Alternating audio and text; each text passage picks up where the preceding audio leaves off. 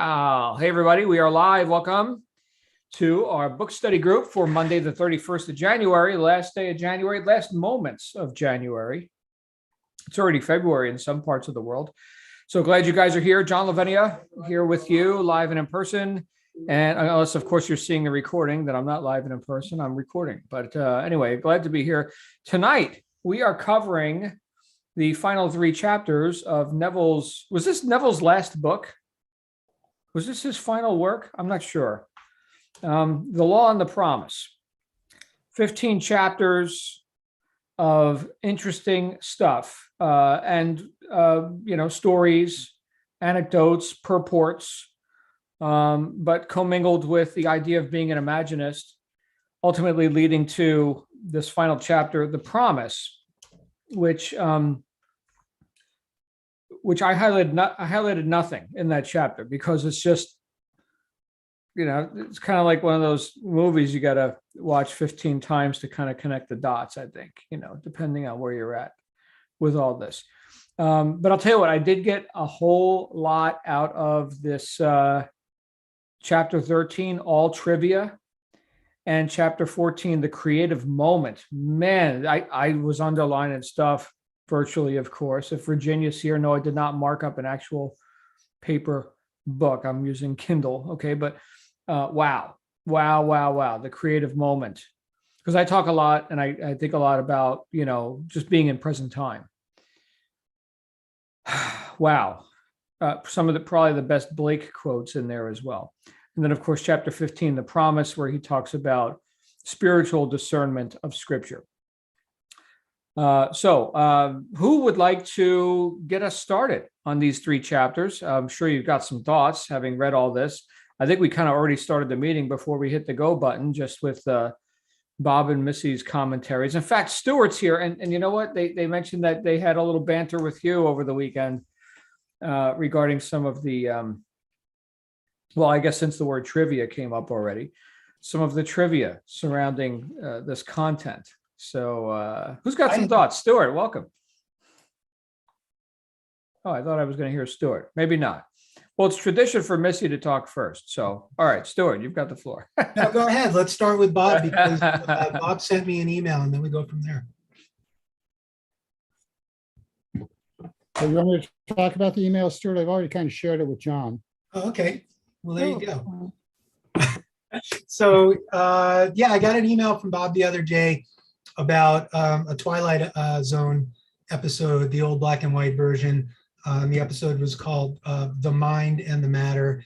And Bob was wondering, and in my opinion, rightly so, that it was a reference to Goddard and The Law and the Promise. I looked it up, that episode aired in 1961, the same year that The Law and the Promise was published. So I thought that was an interesting connection.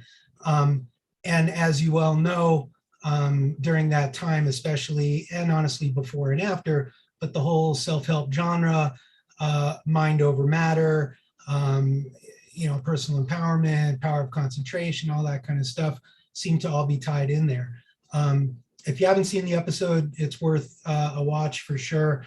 But what's interesting is, the premise is this guy who's got a kind of a mundane life. He goes to work. He doesn't like people. He hates everybody. And essentially, somebody at work gives him this book.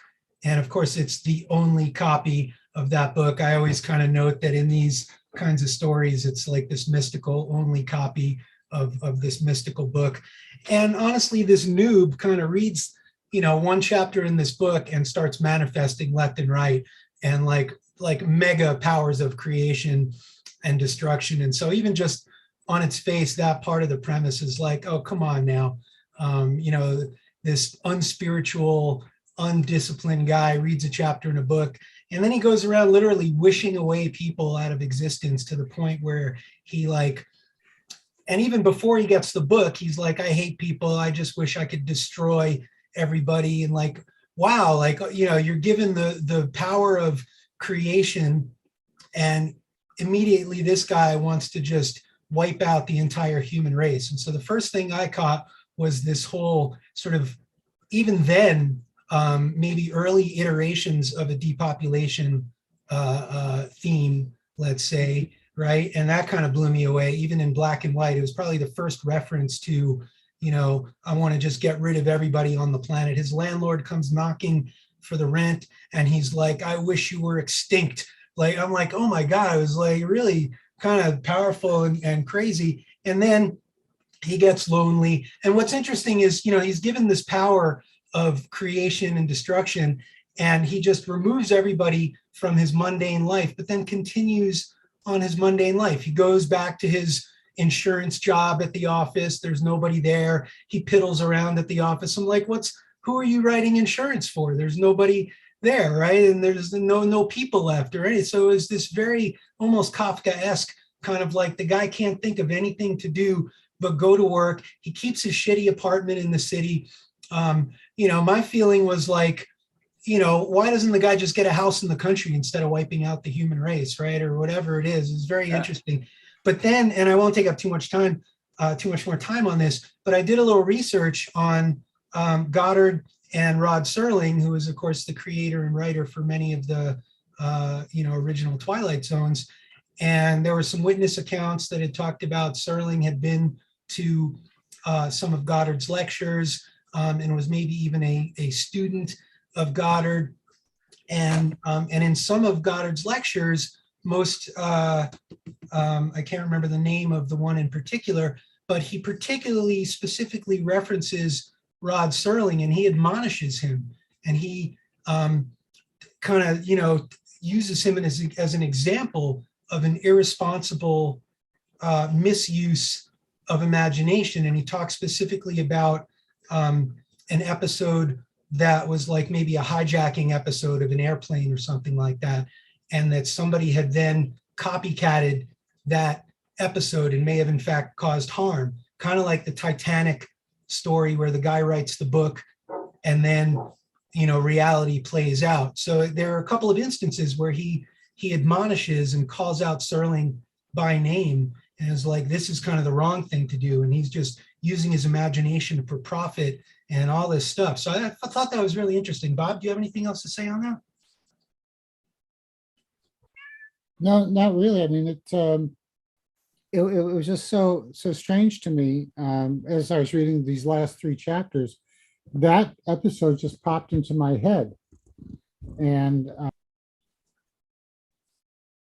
No, we lost Bob. Did your cat step on the mute button? I think it did. Yeah, that just happened. That just happened. Where's the squirt bottle? yeah. Never. But what I had remembered the title of the episode is Mind Over Matter. But then when I saw the title was The Mind and the Matter, it's like, ka-ching, all right, there's a connection here. And I just need to go to Stuart and say, this is too weird for words. And, I don't have really anything to add other than I believe, Stuart, you're just on point, and Neville Goddard was on point when he essentially called out Rod Serling for a misuse of a great creative power. Neville Goddard named names. He talked about Bob Hope once. He and a couple of other famous people. And but I didn't like the episode because he's mocking. He's mocking Neville Goddard, and I don't like that. Okay. Well, here's the thing. Who's to say what is a misuse of your imaginative ability? If you're his student, you know what a misuse is. Okay. Well, Stuart brought out in his response to me, Stuart brought out particularly that Serling was looking simply to profit. In the episode that was played out in real life, there was an exchange. The ransom of $560,000 was paid by Qantas Airlines, and the only remorse Serling felt was, well, I've asked the network not to air this ever again, and the network said essentially, no, we own it, and we'll show it whenever and wherever we want. And did Rod Serling ever, pay out of his own pocket? Did he make restitution for this misapplication? No, he didn't. And I think that, as much as anything else, rubbed Neville Goddard the wrong way. I see. But even more to the point, Stuart was absolutely right. You know, the man in the story had the ability to create, but he chose to destroy. And when he did choose to create, this is the really hilarious part. He created clones of himself. He thought, I can deal with people as long as they're just like me. If the world were full of me, then I would be happy. And he begins to see all these unhappy people, and he's not happy either. Got it. Okay. Well, so much for Rod Serling and all that. Although we did see multiple examples, and I guess that's one of them, where, you know, fiction kind of instructed reality. Okay, so Janet's got her hand up. Janet, you got some thoughts? Is it on Twilight Zone stuff, or is it on the book? Yeah, no, right there. So I'm just thinking, sometimes the example is so much to the other side that you really get the point. Not everyone gets the point from it. You know, we all learn in different ways. And if I write a play where you just see how this man who is grumpy, well, I'll say grumpy, you know, destroys and creates people like, and he's still not happy. Well, isn't that a lesson? Isn't that directly saying, you know, if you use this gift this way, it's not going to work out for you. This is not really, the lesson is not, the lesson is in the opposite of what you see. So I love Rod Serling. I loved all the Twilight Zones. I'm going to go to defense for him. I'm going to say maybe what he was doing was to say, there is this power, but this isn't the way to use it. So, you know, I'm just thinking that maybe that was his message. And those who took it literally then missed the message, but those who could see through to what he was saying got the message. Just my thought. I'm wondering, Janet, does it have to have a message? We're just talking about entertainment, right? It's a TV show. So like, go watch the Brady Bunch if you don't like the Twilight Zone, like whatever. No. I think that definitely Twilight Zone and the other one that was very similar to it, these are messages. I think these are very strong, powerful messages, at least for myself. Outer Limits. Thank you, Stuart. I think these are very powerful lessons and things that we may not, if they are done, if they're presented in a way that many things are presented. Yeah, it's like, you know, like everything else we hear. But if it's presented in such a strong and powerful visual something, that stays with you. Yeah. That thing stays with you. And yes, I think that the people who wrote and presented and whatever these kinds of things, I think they most definitely had messages for us. So Okay. I'm in defense. Very good. Very good. Well, look, there's so many things that are we could take and use from this last few chapters here. And you know what, I'm going to go ahead and share my screen because I highlighted a few things here, which just I thought was worth getting through the somewhat repetitive first 12 chapters to get to these final three. Not that they weren't all rich with, you know, ideas and anecdotes and drilling home again and again the message, right, of being an imaginist, right, of putting to use this great faculty.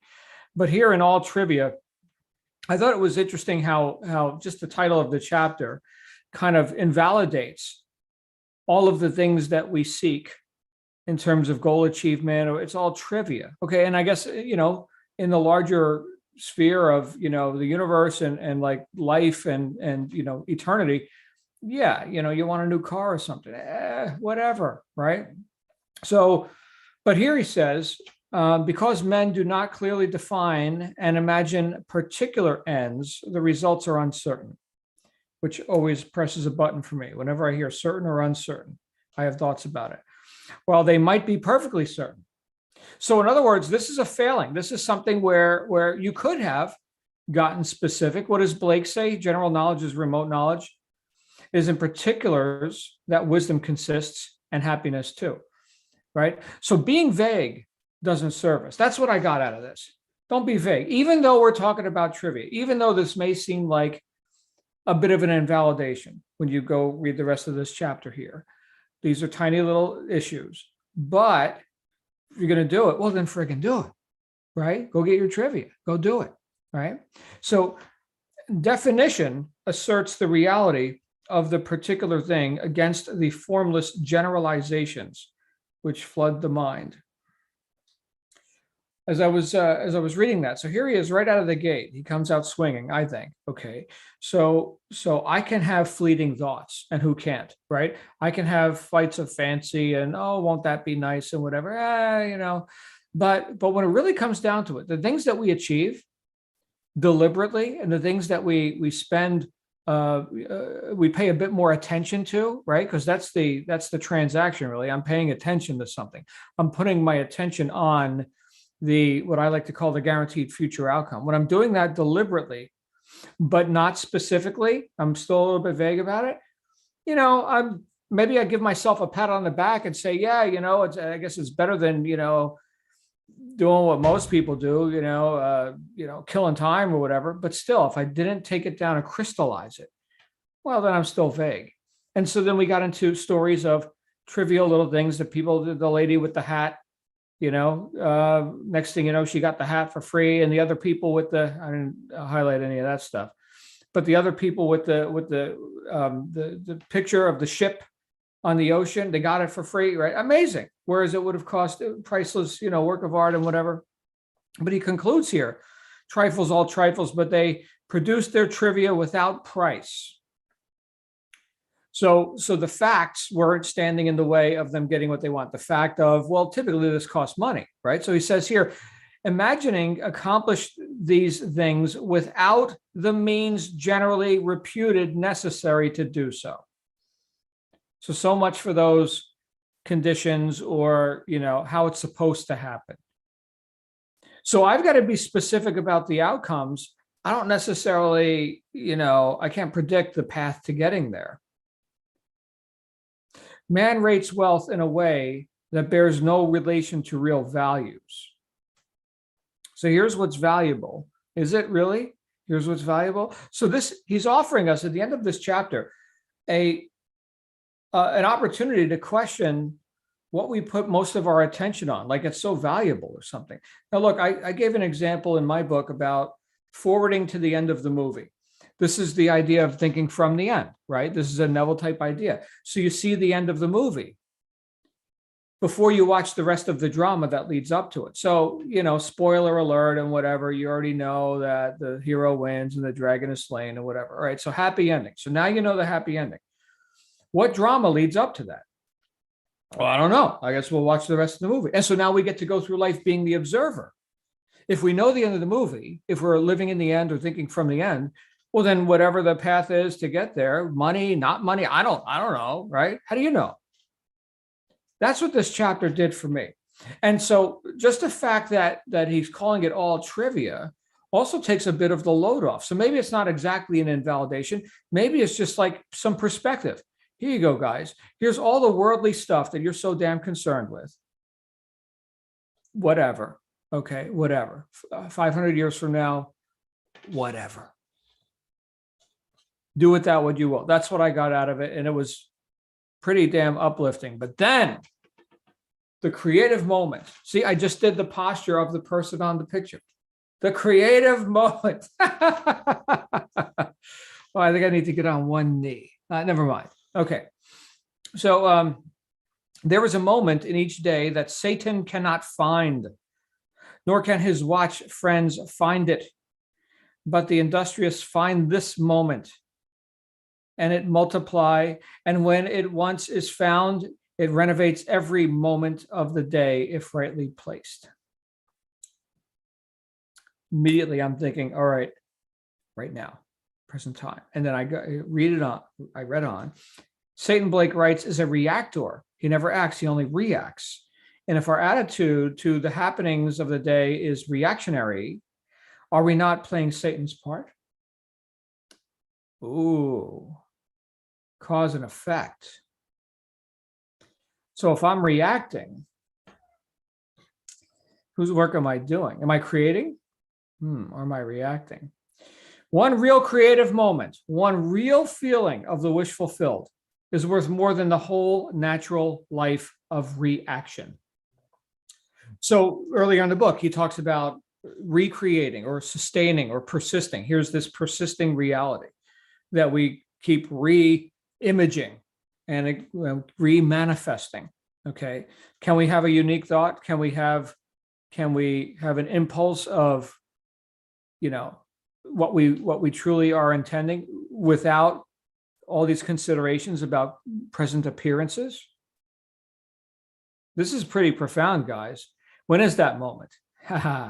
Now, present time. It's the only time we can have and exercise our power. Present time. Which I'm often not in. In a later book written by Eckhart Tolle, which I've mentioned a couple of times, The Power of Now, which became very popular. There's a lot of marketing around it and people got all lofty with it and whatever. But I guess if you just read the title, then you kind of get it. And if you listen to the audiobook, it's read by the author, he'll put you to sleep. Like if you're ever, lacking sleep, just turn on Eckhart Tolle and you're out. Anyway, the idea of getting in present time is a really powerful one. It says here, nothing stands between man and the fulfillment of his dream but facts. And facts are the creations of imagining. If man changes his imagining, he will change the facts. So again, he's telling us to get to the cause. Don't treat, symptoms. Get to the cause. When? Now. Profound stuff. I don't think I highlighted anything else in the whole book. Yeah, so that was it for me. And then we get into his 4 mystical experiences. But I think, look, in context of everything else we read, I think we kind of went up the gradient nice and gently, and then these last few chapters, it was kind of like it got steep. The promise is he's talking about spiritual discernment of Scripture and things that he even said in there, we can't have this conversation. Like you can't understand this. You can't be truthful to me or to another if you haven't experienced this. So that's where I have really nothing to say about it because, if you read the chapter for yourself, it's pretty far out. Bob and Missy, come on out. And then the floor is open, of course. But if the moment, yes, the moment, but if you don't have if the moment comes upon you and the world is clear for you, if you're not in the right vibration, you can't capture the moment. No matter how much you want, you could read your Napoleon Hill thing all day long, but if you don't have the depth of gratitude and the fervent faith and the feeling that it's happened, you're just mimicking. You're in a coloring book, Lindsay. You just might as well be in a coloring book. Because he somehow left that out. I don't know how. But for him, the moment was always, he could do it like that. He could always get himself in that vibration. And I don't know if you've ever heard of this woman that Lindsay and Linda and I have been talking about, Christy Sheldon. She talks about vibration of the world, actually, and love and above. It's a certain vibration measured. And when you're below it, you can't make anything happen. I mean, you can make bad things happen, usually to yourself.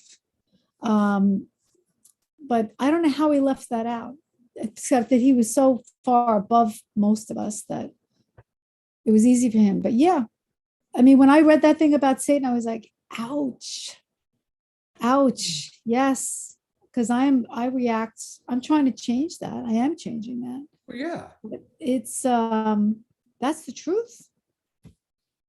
Well, let me ask you this, Missy, and everybody, because you just made a comment which kind of hit me, and that he was so far above everyone. Oh, hold on a second here. Is that really? I mean, if that's your innermost belief about it, right? Especially after reading the final chapter, The Promise, where he's talking about actually you being the creator, right? Well, and I don't agree with that part.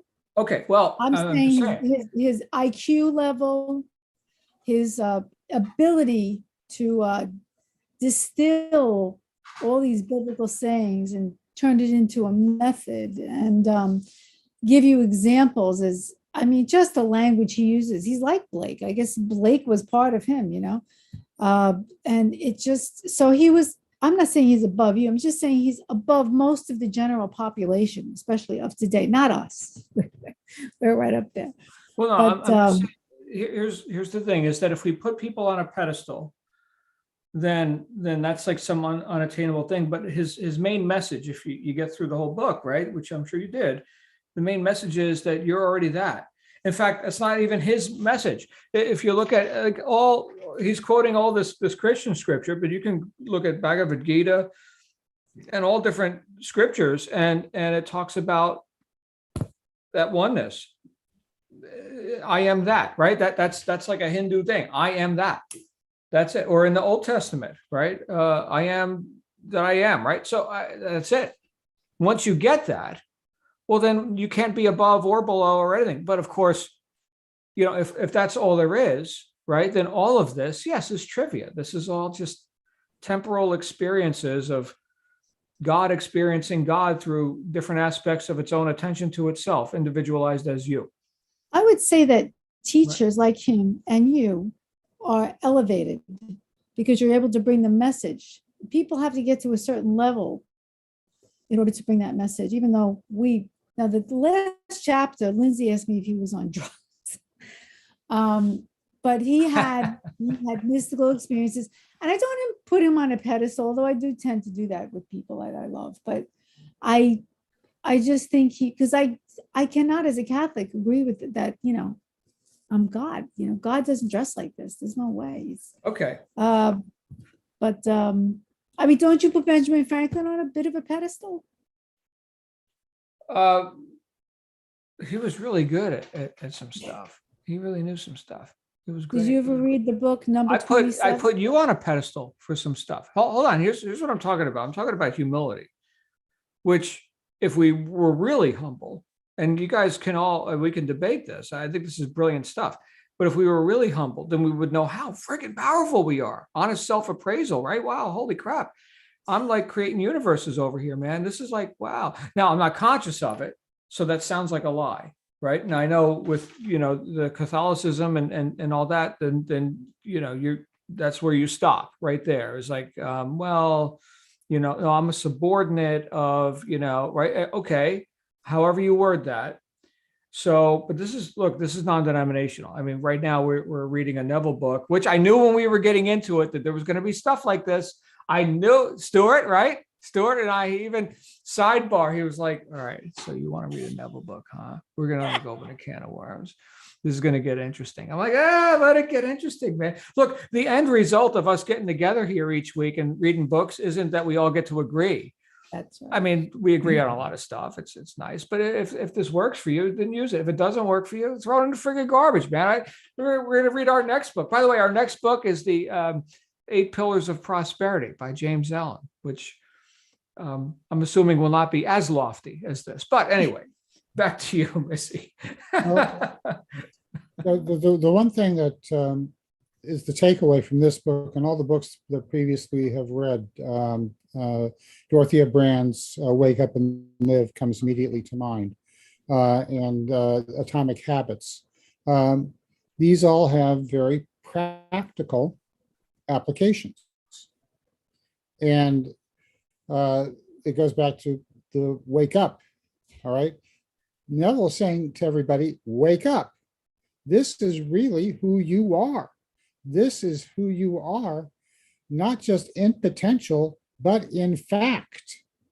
And therefore, why are you still asleep? Because I can't come out of my skull yet. That's why. Whatever that was.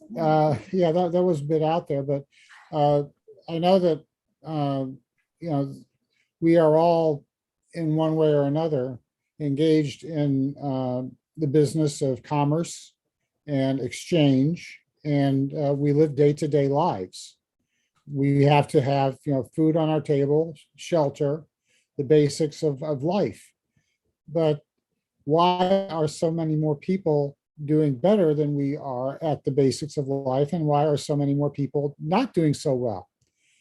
Well, Missy was not all that far off base. You have to elevate your level of awareness. You have to elevate your level of essentially your self-knowledge. This is who I am. And damn it, I'm pretty good. I'm pretty good at what I do. All right. I got some talent here. And by golly, I'm going to use it. By golly, I'm going to use it. Now, turning briefly back to the Twilight Zone, Shelley Berman found, oh, I've got a talent. I can destroy people if I want to, or I can create people all in my own image and likeness, and I'll be happy. Well, we have the power to destroy too. Well, but again, that the last part of it, and I will be happy. Right? We have to be happy in ourselves. And the more we know ourselves, the happier we are going to be. And the happier we are going to be, the more productive we're going to be. That's all there. You get yourself into a virtuous cycle, starting with the simple self-awareness is, I got talent. I can do something. I am endowed with certain powers and abilities, not necessarily far above those of mortal men. I'm not Superman, but I do have these things. I can use them to benefit not only myself, but the world at large. It's just a matter of recognizing it and doing it. Wow. Well, then let's put it to use. That is brilliant. Thank you, Bob. All right. So far it's been Bob, Missy, Stuart, and me talking. We got to hear from somebody else. Oh, and Janet. We heard from Janet. I'm sorry. I just, you know what, Janet, it was so profound that it went right through me, right? You're awesome, my friend. You're awesome. You know what else I was just thinking about is how many books we've covered in this group so far. I just pulled up our website. And for those who, for the uninitiated, go ahead and grab yourself a membership over at jlsuccessmastermind.com, because look at this. These are all the books we've covered so far. As a Man Thinketh, Think and Grow Rich, 7 Habits, Integrity is Everything, Richest Man in Babylon, Science of Getting Rich, The Power of Consistency. Look at all this. Secrets of the Millionaire Mind, Psycho-Cybernetics, Working with the Law, Wake Up and Live, Atomic Habits, Power of Your Subconscious Mind, Law and Promise. And here we go with 8 pillars starting next week. But yeah, you guys who have been hanging around since the beginning, you know stuff, allegedly. I don't know. Stuart, do you know stuff? I don't know. Leah likes to call me a know-it-all. I like to say that I'm a know-a-lot. But you know what? The more you read, the smarter you are, right? And what is it? Readers are leaders and all that good stuff. So yeah. Those who don't read are no better off than those who can't. Well, I would hope that everybody that's in this group with us is on this journey of study, right? Because sometimes Leah will say, "Oh, do you have book club tonight?" I'm like, "No, this isn't a book club. This is book study." Right? And if it was book club, I wouldn't spend nearly as much time or energy taking notes and all this kind of stuff. This is study, and I, like many of you, take it seriously, because this is real stuff that we're talking about, and life-changing, powerful, transformative material that we're talking about. We're not just well, what's the plot of this or the summary of that or whatever. This is real deal shit. So I take it very seriously, and I hope. And also, we're not just here intellectualizing and trying to assert our own, self-importance or something. It's like, look, my opinion is no more valuable than anybody else's here. Does it work? We all value your opinion, right? Thank you. Sure. But I appreciate what Scott is talking about, application, right? And so that's even kind of a Napoleon Hill concept, right? Of applying that knowledge, right? So it's one thing, you could read every Neville Goddard book or every this or every that, and you could read every book in that list, but if you don't apply those principles or techniques and make it practical in your life, then you're as good off as well off as if you hadn't read those things. So I find it interesting. I mean, we highlighted a lot of the same things in those 2 chapters, so I won't repeat. But to me, the chapter 13 and 14 had some powerful points and concepts, but boy, that final chapter really rocked my world in a lot of ways. And I took a lot of notes and a lot of things about it. And I'll tell you what, I see Linda's hand up and Janet. And so I'm going to defer for a moment, and I'll catch back up in a minute. But what do you guys have to say? Yeah, we can go deep dive into chapter 15. Hey, Linda, what thinks you? All right.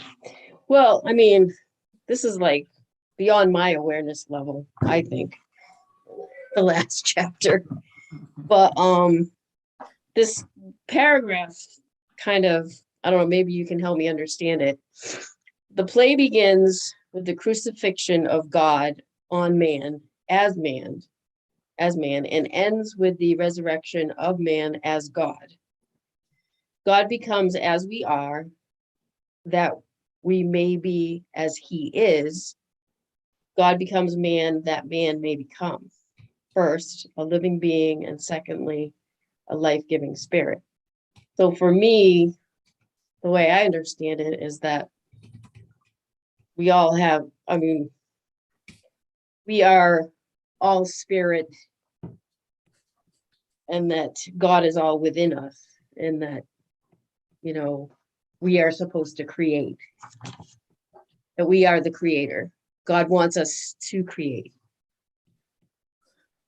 He wants us to be, I don't even know how to put it, but maybe you can help me understand it.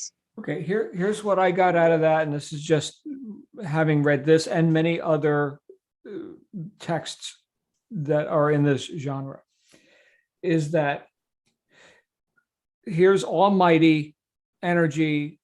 It's a static, it's not dynamic, it's potentiality for anything. It just is. Just is. Okay. Right. Okay. No experience. Right. Therefore, let's have a game. The game is forget who you are, go experience like limitations, problems, bodies, right? Earth, right? Go do that. So then you can have the experience of that, of something, right? And then enlightenment, that unification, is back to source. And so as I mentioned before, if you are with this idea that he's presenting here, God is all there is, and all this is an experience of oneself through a variety of individualizations and deliberate forgetfulness. What do you think of that? I don't know. Like you're already it and you just don't know it. That's the game. Okay, so we are all that powerful, and you just have to. That's what he's saying. You're Yeah. already it. Okay. Problem is, if that's so, then Jesus Christ is a liar, and he's a liar about his Father. And if you're quoting all this scripture, you can't have it both ways. So Well, I know that you take issue with the 15th chapter. I love the 15th chapter. I just think I think he had a mystical experience and he just put it down on paper. Okay. And that's his interpretation. But if you think Jesus was lying, then he's not God, because God can't be a liar. So I don't think that. I'm just telling you I don't my mean you. interpretation of what he said. So he's like saying that God lives in all of us, in other words. he's saying we're God. He's saying God- God is all of Yeah. us. That's Is all all. there is. Yeah. So we're all one. 7 billion experiences is what he says about God in another place. And when Okay. we die, we're going to wake up and realize we are God. That's what dying is Okay. in his mind. There's that. Linda, I don't know if that helps. Boy, I'm you. glad he waited until the 15th chapter to bust out. I don't know. Janet, let's go to Janet. Maybe she's got clarity for all of us. She's going to solve all of this right now. Oh, she does not. Okay. I actually found, so going backwards, I found the 15th chapter like, no, I really need to sit with this. I can't just do this for us. I really have to spend some time on that. So I'm sorry, nothing, I have nothing profound at the moment. Though I put in the chat about the shaman, and part of what we were taught was dream the world into being, and you go, okay, and also, you are the creator of your world, and so I was raised Catholic as well, and I'm going, well, there's only one creator. But actually, as I go on and pay attention to things, reference back and forth, it's like, oh, okay, I'm kind of getting the idea of how that can be true at the same time. So I haven't finished that journey yet. I'm very much in paying attention, being open to things and learning. So no, I'm sorry, you guys, I have nothing profound. I was really going to go back to 13. Oh, please. Save me from chapter 15 and Missy's wrath. So in 13, what I got was, okay, so if you want me to bring you a something, and you say, oh, well, and so I go to get something for you, and I really don't know what it is you want. Did he want it this big or this small, or what was the color, or how did it work? I don't really know. So I cannot provide you with what you're asking for because you are not definite. The universe, so when we go back to the things of vision boards, and like, even if you had on your vision board something that represented something, it might turn out as time goes by that that's the actual thing you get, not the idea of the thing. Mm-hmm. Well, here it's like, well, you move from dreams to things. I like that quite well because that makes them, that's very powerful. So you want to make your dreams count. You don't want to just be, but have them, bring them into focus as much as you can, I think, make them as definite as you can. Make your images that you want fulfilled to be as precise. At first I took exception to this because I thought, well, no, I mean, the more open you are to things, the more that's possible. There's all the, but then I thought, well, no, I could see how definiteness, clarity allows the universe, whomever the powers be, allows it to be provided for you because you are more definite in what you're asking for. Mm-hmm. So I could see that as being, okay, I can get on board with that. Haven't you seen that play out in your own life? I don't know. I'd have to think about it. I can't give you just oh yeah. I'll give you an example right now. Okay. So I wanted a new car, and I had some ideas about cars, and I said whatever. And then I went on a Saturday to car dealerships, and then I saw the car. Like, that's the car. And then that's the car I wound up demonstrating in my garage, right? A couple months later, right? Because I was no longer vague about that. I knew exactly what I wanted, right? And I read the brochure, and I knew everything about the car, right? Now, up until that point, when I was vague, well, maybe do some work to get the car, maybe not. Hey, what are you guys doing? Not, now we're talking about, actually earning the money to get the car. But until I decided what car specifically, well, you don't need the money, right? Nor do you need to go, produce at a higher level right now. You can just be okay with not having it. So for me, that is a powerful example, because now there's nothing vague about, and we're talking trivia, we're talking worldly stuff, trivia, according to Neville. But man, it's that specificity that locks it in. And Napoleon Hill said this too. What do you want? A lot of money? Well, how much is a lot of? What does that even mean? Right? It's all relative. Right. Yeah, well, yeah, I remember your example about the car, and I don't think of myself generally as material things being that which I desire so much. I mean, yes, traveling, and yes, all kinds of things. Where? And yes, a car that will get me from here to there and carry the stuff I need and not cost too much to repair, etc. My car's a 97. I got it from it was my mom's car. Okay, but you mentioned traveling, not to single you out, but okay. No, you can do that. That's all right. Where are you headed? Well, right now, honestly, John, I'm not headed anywhere.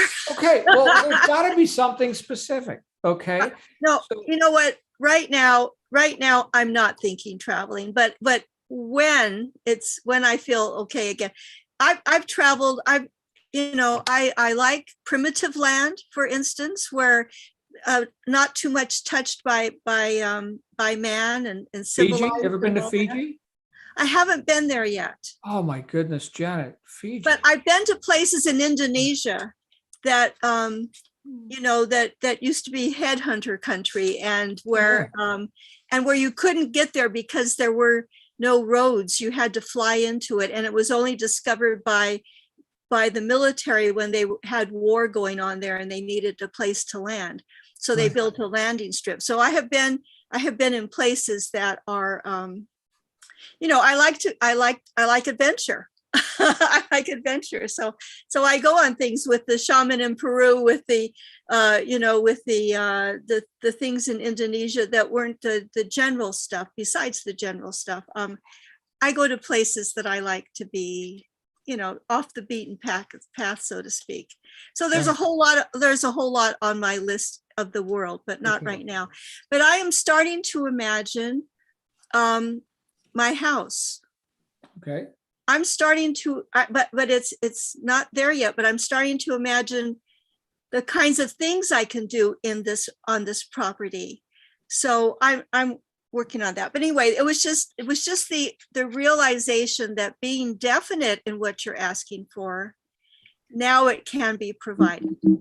Before that, it couldn't be. So that was chapter 13. Chapter 14, I really liked, the moment, there's that little place, and opportunities have been presented, but when I wasn't ready for them, so they went on by because I wasn't there, So I think that being prepared for that opening is very important to us.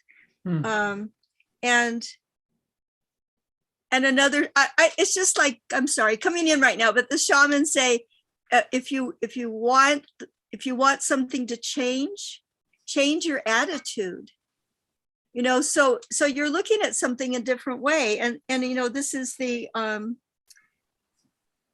change your imagining, change the facts.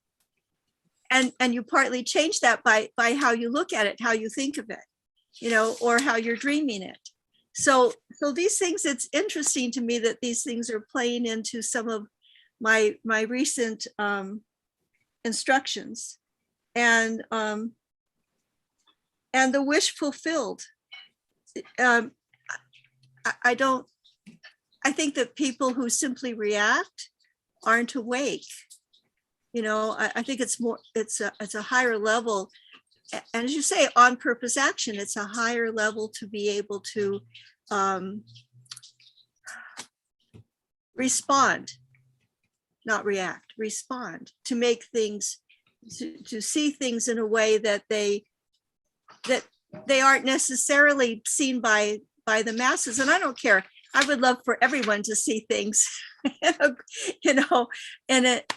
I think to say elevated and blah, blah, blah, that sounds like, I don't mean to put my way of thinking into, some lofty thing. It's just that just to look at something and say, well, that's how it is. Why is it that way? Why can't it be changed? Why isn't there another way to do it? Don't stop me and put me in a box just because you're saying that, well, that's how it's always been and it always will be. Oh, I don't like that. I don't like that. Well, Janet's animated tonight. So that I got a little bit of sleep. So so those things, I think it's really important, the kinds of things that he's saying with this, just on a general level. So anyway, look at, we have two other animations. Thank you, So I Janet. will yield the floor. Thank you. Okay, well, we got, I thought I saw Bob and Missy for a minute. I see Stuart, I see Scott. I want to get everybody out here who wants to talk. Go ahead, Stuart. What? I'm gonna let Scott. Scott, come on out, Scott. You're Wait, receiving you're deference. yielding the floor to me, sir? Deference to Thank you. Scott, yes. Thank you for yielding the floor, Stuart. You're such an honor. Wow. My belief systems are probably too strong, I guess. I don't know. Yeah, that last chapter was like very mind twisting, very in depth. I don't know. It was quite it caught me in the moment where I had to sit and listen to it, because I don't have the book in front of me to read, so I'm listening to it. And I find that the book honestly had a lot of common essence in it with struggle. And that's where and then he tried to touch base on the last chapter, I think it was the 14th chapter, where he was diving into the aspect of the trivial stuff to try to, I think, I don't know, kind of polish it a little bit. I don't know, his book. But anyways, it's a book. And so the last chapter, though, what he was talking about, and I'm just going to go with how John puts it in his book. Well, on a relative term, I just want to, so everybody understands my nomenclature. What I'm going to talk about here is God. And I want to say God is the creator, and how I feel about God. And, this whole imagination of what we want to see and what we want to believe in, and all this is just, it's really highlighted. So in depth into who we are. And I hope everybody else got to know themselves a little bit better through this book. I know I did.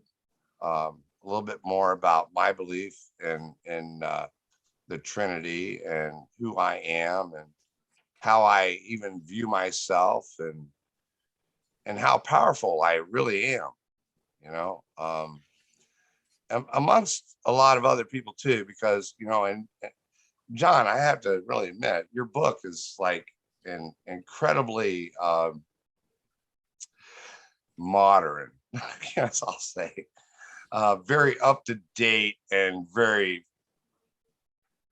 I don't know, precise, I'm going to say. And I love it, because I'm mixing this book and your book at the same time, and I'm reading both. And so I'm at the end of your book at the same time I'm at the end of this book. And, there's a lot of relatability in both depths, in my opinion. But very incredible, this power that we all do have.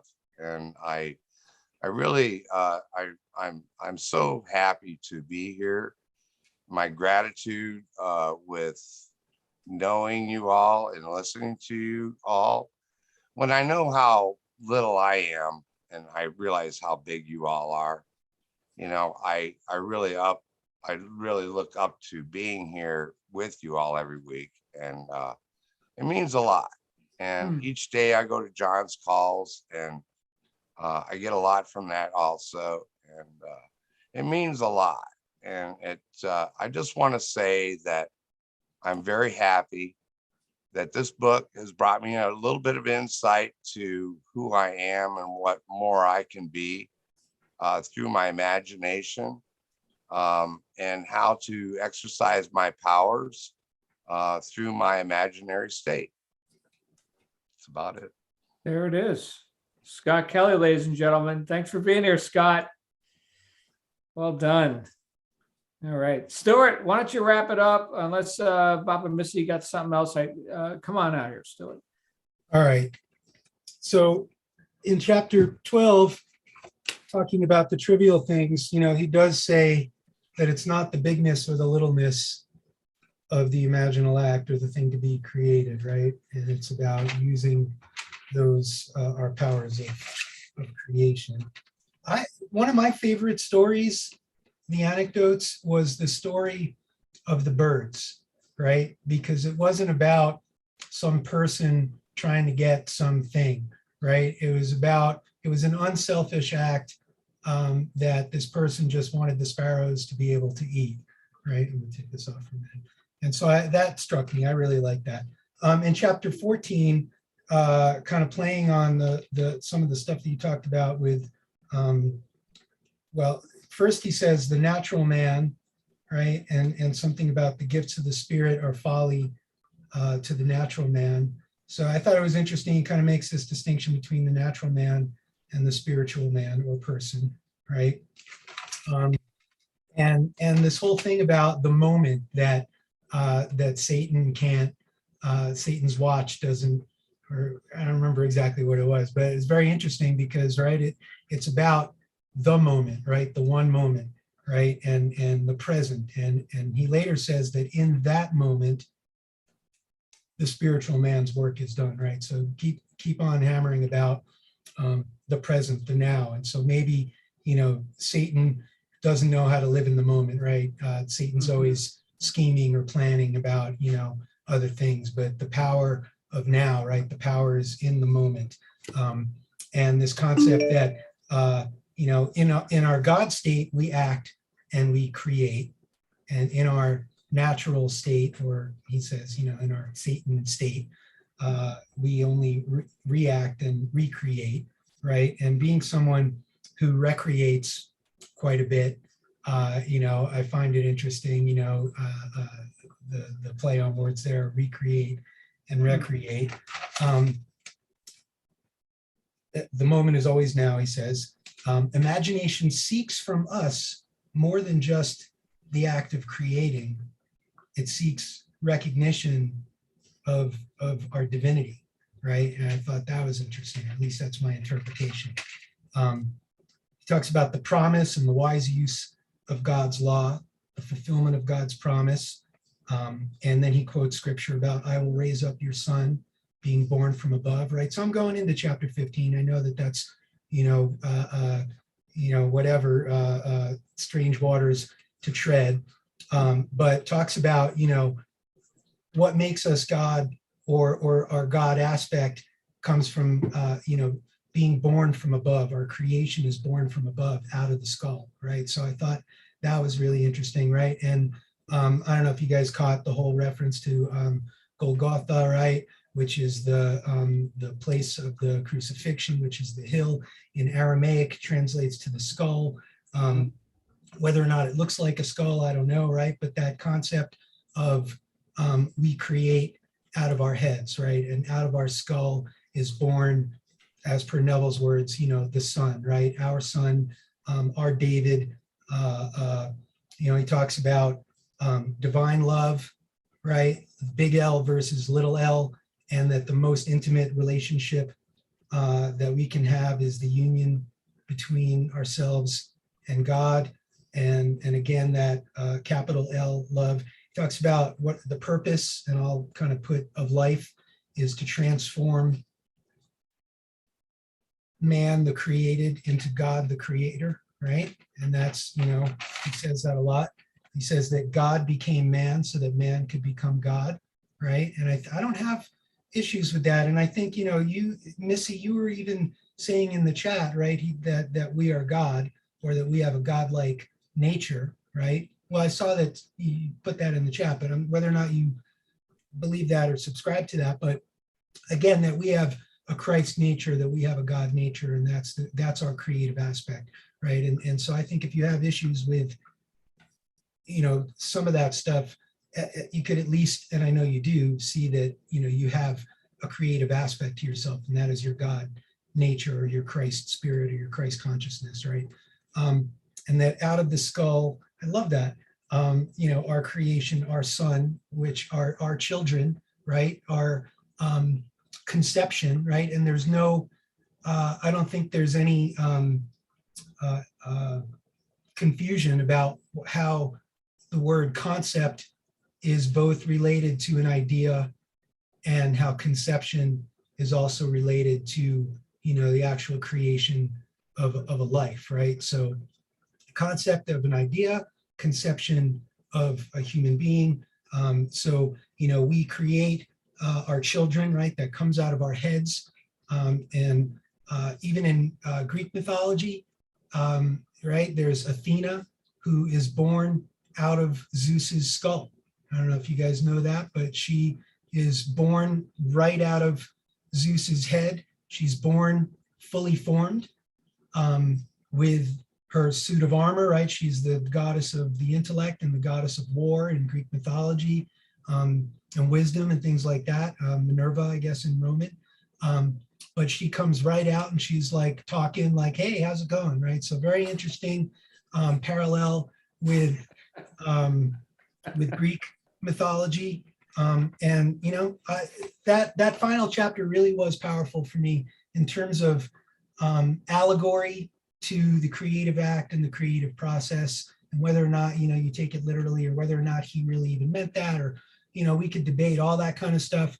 But I found it really profound and powerful about our creations, right? Because I never really thought about it in that way. I mean, we talk about our, we are what we think and all these kinds of things, but the Golgotha is the skull, and that our creation is born out of our heads. So powerful stuff, man. Thank you, John, for doing this book with us. Good stuff, man. Wow. Well, thank you. And thank you. We wouldn't have gone down this road if it wasn't for Missy. So Missy, you asked for it and you got it. We have now read a Neville book, ladies and gentlemen. There you go. So thank you. Thank you for tuning in. More thrills and excitement start next week as we cover the first half. So get through half of James Allen's 8 Pillars of Prosperity. So half would be 4, right? So make sure you know what 4 pillars are by this time next week. You can all download a free copy of that. Thank you to Stuart for digging up the PDF. I did put it in the members site. And of course, if you are on the emailing list for the book study group specifically, then, I sent out that link today as well. So anyway, let's wrap up with that. We're gonna cool off a little bit here. We're gonna cool off. We're gonna get into some James Allen. I'm sure there'll be some Bible quotes in there as well, but I don't think he's going down this road. And then just so you know, so 2 weeks on 8 Pillars of Prosperity, and then we're jumping into a business book, so to speak. I mean, they're all personal development, but this one has specifically to do with your ability to sell. And it's it's the best book I've ever read on what I call posture. And that book is Pitch Anything by Oren Klaff. So just so you know, 2 weeks from now, we're going to do Pitch Everything. So we got a little 2-week breather here with James Allen, our second James Allen book. So I'm excited about that. Thanks again, you guys. We'll see you again real soon. All right.